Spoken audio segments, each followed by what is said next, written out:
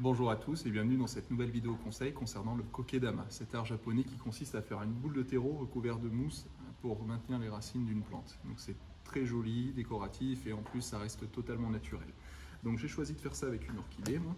Pour le matériel, vous aurez besoin d'argile assez compacte ou de terre de jardin assez lourde, de tourbe blonde dans ce cas-là ou de terreau, c'est simplement pour alléger la terre qui est très lourde déjà. Et ensuite, vous aurez besoin aussi du support naturel de votre plante dans l'idéal pour pas trop la dépayser et bien évidemment de mousse avec du fil de coton vert dans ce cas-là. Mais vous pouvez aussi utiliser du fil de pêche pour maintenir la mousse, on le verra tout à l'heure. Voilà, donc la première chose à faire, c'est de sortir l'orchidée de son pot et de l'effriter, ce que j'ai déjà fait pour récupérer la terre. Et ensuite, on va mélanger la terre native de la plante avec un petit peu de terre pour alléger, parce que l'orchidée n'aime pas la terre lourde. Et on mélange tout ça avec notre terre qui est déjà assez lourde. Du coup, on va obtenir quelque chose de plus léger, mais de compact quand même, qui va bien se maintenir. Donc on fait notre petit mélange, jusqu'à obtenir une consistance pas trop compacte, mais qui reste quand même en une seule unité, parce qu'il ne faut pas que ça se divise. Si ça se divise, forcément, vous n'aurez pas l'effet d'une belle boule, vous l'aurez compris. Voilà, donc vous pouvez faire aussi ce kokedama avec plein d'autres plantes. L'orchidée, c'est une des plus difficiles, mais comme c'est une plante épiphyte, elle est faite pour pousser les racines à l'air. Donc c'est très original, et en plus, surtout, ça lui rappelle en fait ses conditions de culture normalement naturelles.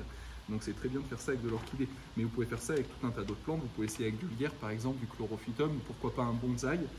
Ça passe avec plein de plantes. Ce qui compte, c'est que ce soit une plante qui vous plaise et à qui ça convienne. Mais ça convient très bien à toutes les plantes, surtout les fougères également, vous pouvez essayer. Et donc dans le cas de l'orchidée, plutôt que de mettre toutes les racines dans la boule de terre, on va faire l'inverse, on va mettre la boule de terre au cœur des racines. On va laisser les racines devant en fait, parce que si on met les racines dans la boule de terre, elles vont s'asphyxier, elles vont mourir. Voilà, donc on a la boule de terre qui vient là, on va appliquer au passage les tuteurs qui tiennent les fleurs, puisque cette orchidée-là est en fleurs. Vous pouvez faire ça sur une orchidée qui n'a pas de fleurs, ce sera un petit peu plus simple. Voilà, on met la boule de terre vraiment au cœur des racines, que les racines puissent faire le tour de cette boule de terre. Voilà. Et là, on va rentrer dans la partie la plus délicate en fait, puisque c'est là qu'il faut accrocher la mousse. Donc on va recouvrir une partie des racines, tout en laissant l'autre partie des racines apparente, puisque, comme je l'ai dit, je le rappelle, c'est une plante épiphyte, donc elle n'aime pas avoir les racines compactes et dans la terre. Il faut vraiment que ces racines soient le plus possible à l'air. Donc on va laisser déplacer quelques racines, puisque c'est son développement normal, et de toute façon vous pouvez emprisonner les racines si vous voulez. Vous verrez que les futures racines, elles vont dépasser, puisque c'est naturel pour elles, c'est plus fort qu'elle, elle va chercher vraiment à être aérienne. Ces racines-là vont chercher à être aériennes. Voilà, et ensuite une fois qu'on a formé la boule de mousse, et bien avec le fil de coton, on va tout simplement la maintenir, rééquilibrer un petit peu la forme, en passant partout. Donc j'ai choisi du coton couleur naturel vert, parce que justement sur la mousse, ça fait beaucoup plus naturel.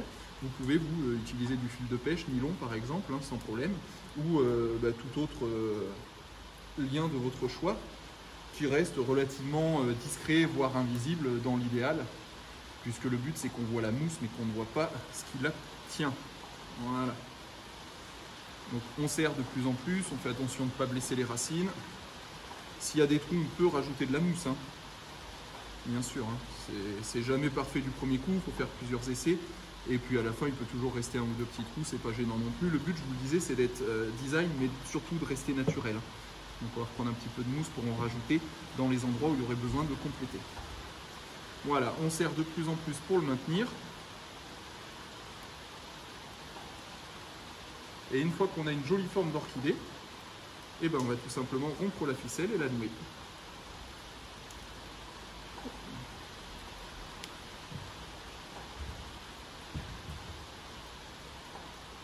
Et voilà, donc vous pourrez me partager vos créations, parce que comme je l'ai dit, vous pouvez faire ça avec toutes les plantes, c'est très simple. C'est un petit coup de main à prendre, mais en vous entraînant, vous verrez, le résultat sera à chaque fois un petit peu meilleur, et vous arriverez rapidement à un résultat très joli. Et voilà pour ce qui est de mon orchidée en kokedama. On voit bien la boule, la répartition est très jolie, du coup on a cette forme à la fois géométrique et naturelle. C'est vraiment magnifique. L'orchidée se portera que mieux que dans son pot d'origine. C'est pas du tout faire souffrir la plante, bien au contraire. Et l'avantage, c'est qu'avec le kokedama, on peut poser au sol dans une soucoupe ou on peut aussi suspendre la plante. C'est vous qui voyez si vous préférez l'accrocher en hauteur ou la poser. En la posant, l'arrosage est simplifié parce que quand elles sont suspendues, il faut les arroser en permanence parce que l'orchidée aime bien l'humidité quand même. Il ne faut pas trop d'humidité au niveau des racines, mais comme les racines dépassent et qu'elles sont à l'air, eh ben, elles n'auront pas d'excès d'humidité. Ça permet d'éviter l'excès d'humidité. Mais il faut quand même pulvériser un petit peu tous les jours ou mettre dans une salle de bain, pourquoi pas. Voilà, donc je vous laisse essayer avec toutes les plantes de votre choix. Voici ma création, je vous laisse partager les vôtres et à bientôt dans une nouvelle vidéo. N'hésitez pas à commenter et à partager si vous avez apprécié.